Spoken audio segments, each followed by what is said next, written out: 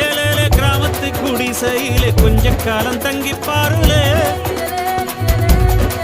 கூரையின் ஓட்டை வீரி செல்வழி நட்சத்திரம் எண்டி பாருலே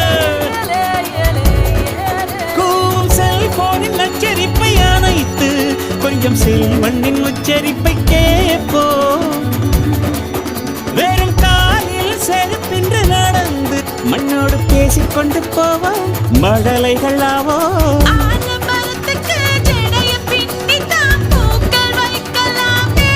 உரோரம் ஐயனாரிடம் கத்தி வாங்கித்தான் பென்சில் சீவலாமே